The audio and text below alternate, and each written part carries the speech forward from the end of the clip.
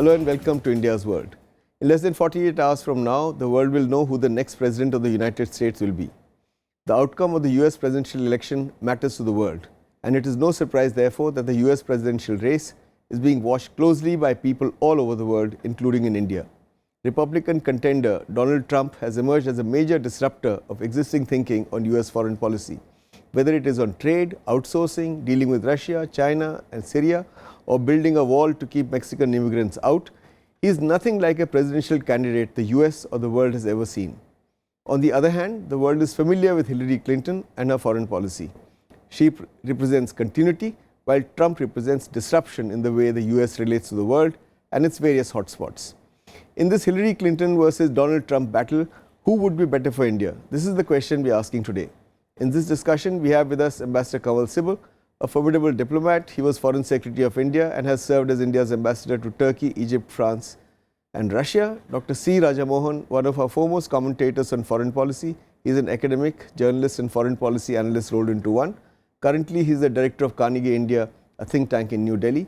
Ambassador Rakesh Sood, he has served as India's ambassador to Afghanistan and Nepal, as permanent representative to the Conference on Disarmament in Geneva, and has also served in the Indian mission in Washington, D.C. I welcome you gentlemen to this discussion. Ambassador Sibal, let me begin with you. Would a Republican in the White House or a Democratic president of the White House be better for India? What's the past experience? Well, actually, I don't like this kind of a question because I find that we should not give this too much importance. I mean, our relations with the United States have been tested over time. And it's always been a mixture of positives and negatives. Sometimes the positives are more than negatives. Actually, often the negatives are more than positives. But now, at the moment, the positives are more than negatives. So whether it is Donald Trump or Hillary Clinton, that mixture of positive and negatives will continue. That is one. The other is that Hillary Clinton, we know, as you've said in your introductory remarks, she represents continuity. She has visited India. She has dealt with India. She knows the India-US agenda. She knows the ins and outs. So to that extent, she's a known entity. And we won't have surprises if she is the president. Yep.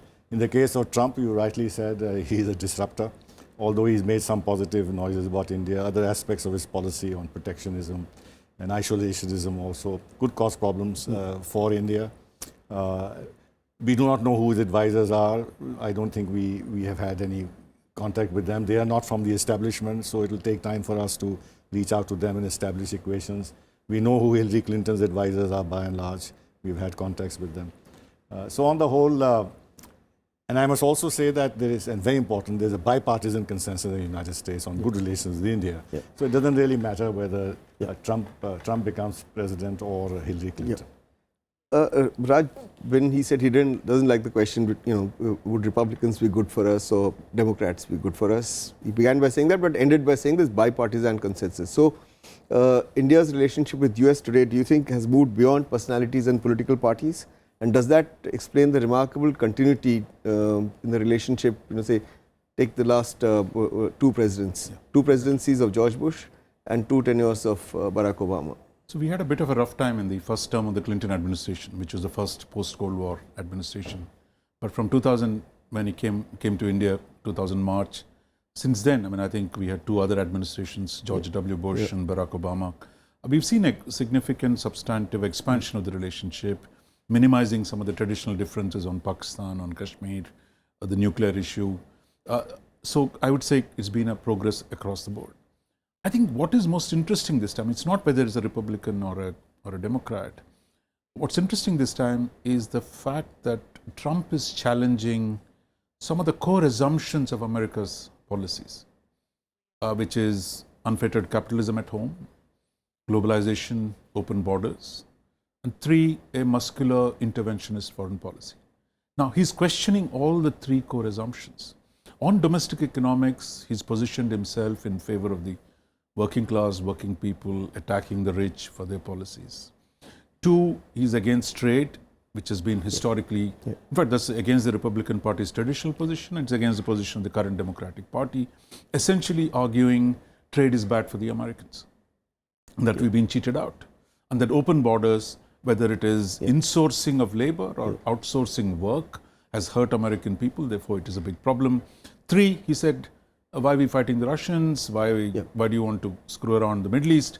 So in a sense, he's questioning the fundamentals, and that's why if this election is significant, because for the first time since the end of the Great War, that is the Second World War, we have actually someone, a leading candidate, questioning the basics of America's international engagement. And if there's a change in any one of the three, it will have interesting consequences for us. Yeah, we're going to discuss that. So Hillary is a known personality, Trump is an unknown entity, and all these differences he has with the existing policies of America, existing American worldview.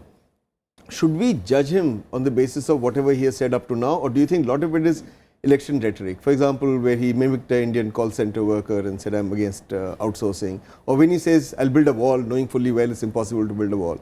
So how much of what he says should be taken at face value, and how much of it should be taken as an agenda for change? Well, the fact that he has never held position in government probably indicates that we don't have any background experience with which to judge him, and therefore certainly the rhetoric becomes extremely important. There is also no doubt about the fact that it's a highly polarizing election. So therefore, if he does win the election, that means that his support base, which has enabled this victory, will expect him to deliver on the promises that he has made. Now, whether he finds that some of these promises were somewhat rash or not, that is something which will have to be seen. But he'll certainly have to make an effort to deliver on those. Okay. Sibal, when you talk of the economic aspect of Indo-US relationship, do you think it's purely transactional, and how that relationship goes would depend on how well India does economically?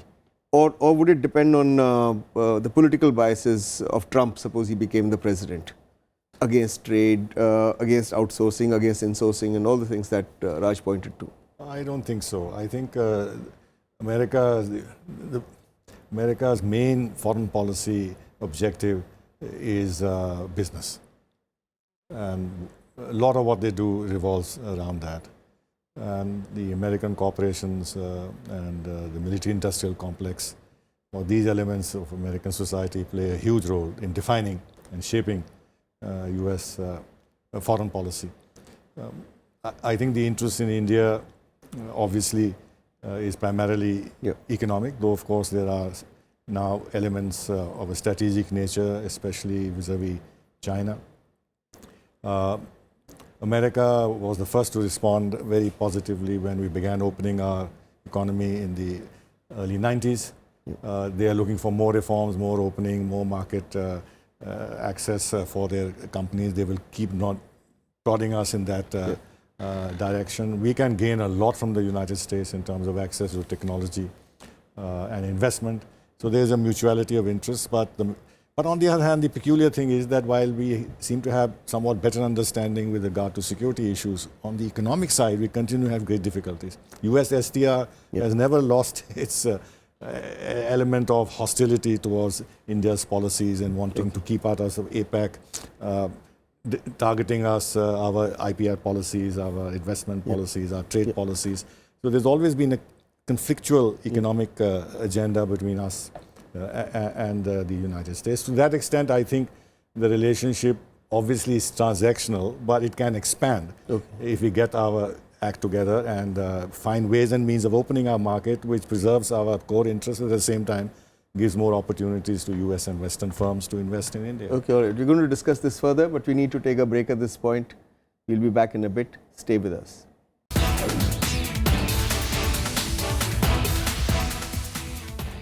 Welcome back. We're discussing what would happen if America got a Republican president or a Democrat president, and what would it mean to India, and does it mean anything at all, or would things continue as normal?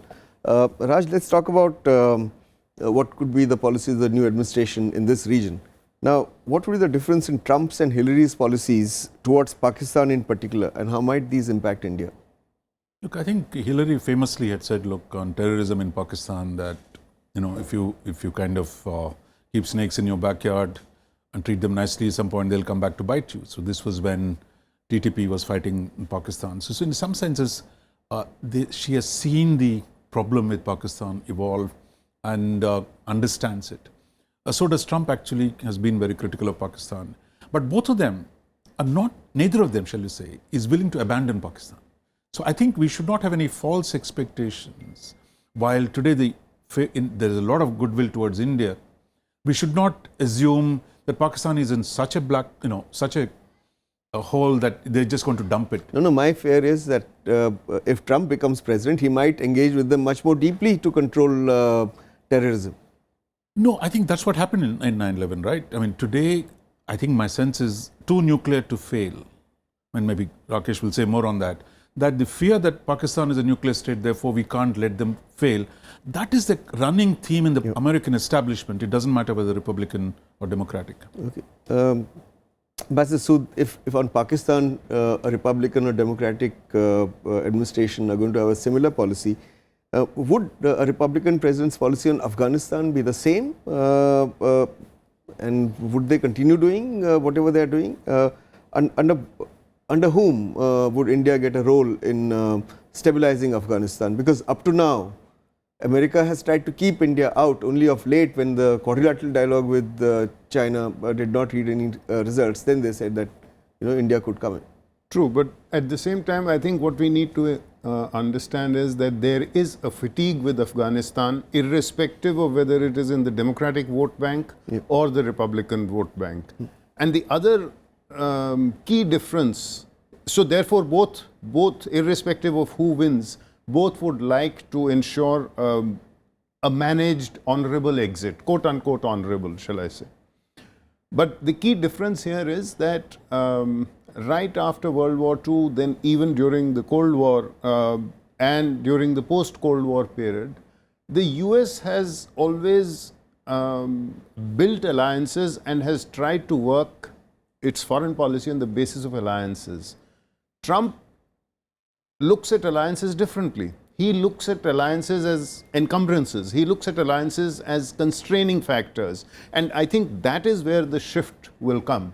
Because he's already saying that, well, Japan can go nuclear, South Korea can go nuclear, why should US pay for the defense of Japan or South Korea and so on. So here comes the issue that if he considers alliances to be constraining factors and actually tries to do a more isolationist US, what happens to US alliances, particularly in the region in Asia Pacific? Okay. That I think is an important issue. Okay. Sibal, would a divergence of views on Iran be a factor in Indo-US relationship if a Republican administration comes in? Well, the fact is that there has been a lot of speculation that although this nuclear deal was done with Iran, after the election it's not very certain whether there will not be an effort on the American side to how should I say, upset the understanding and in effect wreck the deal. Lot of pressure from the Israeli lobby and this and that and that. The difficulty in this line of argument is that the United States could do this, but Europe will not now side with the United States in the way it did before. And the United States, whether it's Trump or anybody else, would not find an easy way out. Though, of course, the danger is there. It also will depend on the shape of the Congress who gets elected, whether the Republicans control the Senate and the House, or the Democrats are able to win the Senate at least. So that will also have a bearing on where we are Iran going could be with a regard to factor. Iran. But I don't think that this will become an issue in India-US relationship. I don't think so, because what we are doing with Iran, I think the Americans are not against it, and in fact, to some point, are also encouraging that we, for example, the Chabar and everything else, they're not stood in our way, and investments in the oil sector, they're not standing in the way. I don't think there'll be a change on that. Okay. Raj, let's talk about US-China. It's a complicated relationship, but it's also a complex and close economic relationship. Trump has said that he's going to label China a currency manipulator. He'll crack down on hacking, threaten the Chinese government with steep tariffs if it doesn't agree to rewrite trade agreements, and so on and so forth. Now, on the other hand, if you look at Hillary's statements about China, they're all about human rights and civil liberties and freedom of the press. So here is a guy who's actually got a trade and economic agenda, And here's a democratic president who wants to reconstruct China in the image of America. I think you captured one of the central problems, and I think the Democrats are talking the language of an internationalist America, globalization. They can't be totally opposing trade with China. Well, this guy is coming to China from the perspective of anti-trade, that China has actually taken America to cleaners on the economic side, and we got to deal with it. Second, I think even more important what he's saying, there are other ways of constraining China. He's saying, let loose Japan. As the third largest economy, you empower Japan to deal with China directly, or when he puts it negatively, if Americans step back, Japan will take care of themselves. That is going to impose extraordinary burden on Chinese security. So I think on China, what he's saying is far more strategic. But what Clinton is saying is really a continuation. Okay, we'll manage this, we'll do some problems on trade, we'll also change them into democratic state. I think he's taking an approach which is fundamentally different from the US approach to China in the last 30 years. Rakesh, would Trump's policy towards China impact the so-called pivot to Asia, as he's suggesting it might? And what would then be India's role in US rebalancing in the region? You know, the US's nuclear extended deterrence, or its nuclear umbrella with Japan and South Korea, has been a very important factor. And now that we have seen North Korea going openly nuclear, it has done 5 tests already, and it is a nuclear weapon state. It is developing long-range missiles, and it has indicated that it wants to be able to develop missiles which can reach the US mainland. So far, it doesn't have that capability.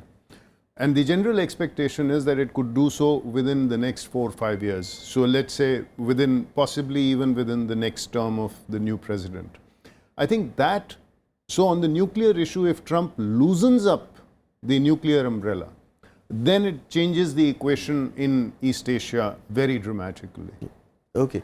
We need to take a break at this point. We'll be back again in a bit. Stay with us. Don't go away.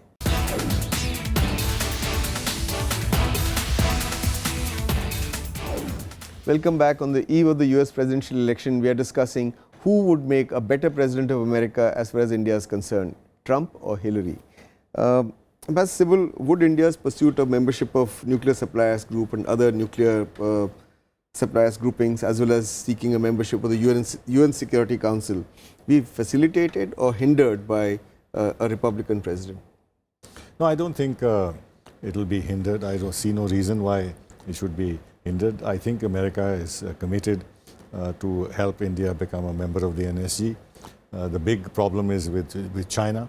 It is quite clear that unless there is a change in China's position and the US makes the necessary effort to bring about a change in Chinese thinking on this subject, India will not be able to become. George Bush used to ring up Hu Jintao for the civilian nuclear deal or whatever he had. But the Democrats did no such thing. True, because George Bush was personally committed to the India-US nuclear deal. He had expended a lot of his political capital on this, and he was willing to do everything and listen to the appeals of our Prime Minister to be helpful at the level of the White House. But that kind of a thing hasn't continued with Obama, although of course Obama in all joint statements and otherwise has been supporting India's membership of the NSG. But China will extract a price from the United States of America. And I can't see Trump pushing the Chinese, especially if his relations with China become more tense for this. So that reason, his ability to persuade China to help India when China is worried about the developing ties between India and the United States, and part of the reason or the arguments they give why they're not being helpful is because India is coming too close to the United States of America. So it's a very complex game. So I don't expect Trump to be able to deliver unless the Chinese are somehow cajoled and persuaded. But Hillary is also which not they will going to do for bilateral reasons largely, and I don't think they'll be pushed around by the United States on this. Raj, let's talk about another hotspot, Syria. Who can bring the war to Syria to an end? Hillary or Trump? Would Hillary be committed to continuing the war there, removing Assad or weakening him and supporting the Free Syrian Army? Or do you think Trump may come up with new policies which might end the war there? No, Trump is quite clear. He's saying, look, let's do deal with the Russians and work together to defeat ISIS. The problem with the American position today is they want to fight the ISIS and they want to dislodge Bashar al-Assad. And in fact, that's where the problem is. I mean, that Clinton, even she was Secretary of State, she was seen as more hawkish than Obama. Obama was probably not too enthusiastic about going into Libya. She strongly supported it. Now, the general assumption is she's more interventionist than even Obama. So therefore, the difference between the two of them is sharp, because most of the neocons, most of the interventionists have abandoned the Republican Party, are now supporting her. He's saying, look, cut your losses. Don't try to muck around the Middle East too much. If somebody troubles you, bash them up. You don't have to send your troops. So I think that is a very interesting argument. We might not agree with it, but in a sense, actually, there's more continuity between Obama and Trump rather than at this point between Obama and Clinton. Do you agree with him? Or do you think that the entire mess in the Middle East is the doing of, in the last 10 years at least, is the doing of the Obama administration? And if somebody wants to do a deal and get out, it might be a good idea. No, but I think, to be fair, the mess began with the Iraq invasion in 2003. Absolutely. And that sort of started unraveling. So I think what has happened today is that, yes, it is true that Hillary is much more hawkish and much more interventionist as compared to Trump, who would prefer to do a deal. But irrespective of whatever the US does, I think many other forces are at play. For example, what is happening between Saudi Arabia and Iran, and that particular tension and how that is going to play out. Or what is happening now within Turkey, which is another important player in the region, and how that is going to evolve. I think these will determine more than what the US policy is going to be towards the region in terms of the future of this region. Okay. Sibal, Rakesh had talked about North Korea and North Korea's missile testing and nuclear tests. Now, how much of a problem could North Korea become for Trump if he became president? He has called North Korean President Kim Jong-un, he's called him a maniac. But the North Koreans have said that Trump is a wise man, because he says he will have direct talks with North Korea and he'll pull out US troops from South Korea. I am not very persuaded that Trump will be able to implement all that he's been saying, because there are forces in the United States which go beyond what Trump prefers or what his policies and thinking are. There is the huge establishment in the United States of America. The Republican Party is not behind him. The Congress, he will not be able to work with the Congress with the kind of policies he has. I mean, he even wants to get rid of NATO in a sense. He wants the Europeans to bear the greater burden. So if he's willing to actually create fissures in the Atlantic alliance, then the risk for the US policy establishment is too great to let Trump have his way.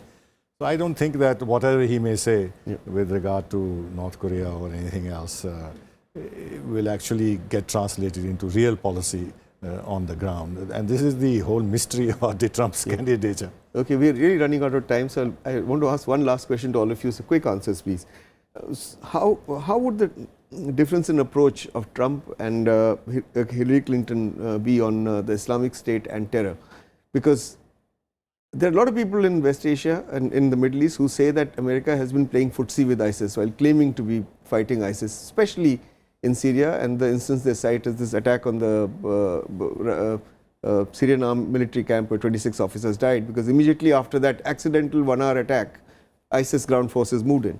Now, how would the policies of Trump and Clinton be on ISIS and Islamic terror? Look, I think Trump is saying quite clearly, look, we're not going to let them come into our country. He's going to make it harder for Muslims from around the world from entering US. The Muslims all around the world are not terrorists. No, I'm not getting that. I'm saying his argument. Yeah. His argument is you protect yourself internally by limiting immigration of Muslims. Yeah. In the Middle East, he's saying work with the Russians, be unambiguous about fighting ISIS. And third, if somebody attacks you, use all your force, grab their oil, do various things. So it is a very different approach from the illusions of the last many years. We can promote democracy, we will change the system, we'll build a regional order. That kind of assumptions which Clinton, Bush and all others shared, he's abandoning that. Okay, Rakesh? I think the problem of ISIS is not a simple problem, and therefore we can't reduce it to either Trump's simplistic version that I will stop all Muslims coming into the United States, or Hillary's slightly shaded kind of version where she says that, well, we need to remove Assad and also defeat ISIS at the same time. It'll have to be much Yeah. more complex than that. Master Sibal, not only ISIS, but Islamic terror, there are other Islamic terrorist organizations in our region, for example. How would the attitude be different? I think what Trump is saying about terrorism in general and about Pakistan would be encouraging to us in terms of having better understanding of US policy in our region. Yeah. But I think other interests will intervene, other factors will intervene, and we'll never get the kind of satisfaction that we want, because the whole issue is is so complex and with so many ramifications. And there is a certain history of US policy which Trump will not be able to alter dramatically, even if he has a different world vision. He has to carry the entire establishment with him. It won't be easy. Okay, all right. We've run out of time. I'd like to thank all of you, Ambassador Rakesh Sood, Dr. C. Rajamohan, Ambassador Sibal. Thank you very much for participating in this discussion. That is all we have for you today. We'll be back again next week as usual. Until then, goodbye and thanks for watching India's World.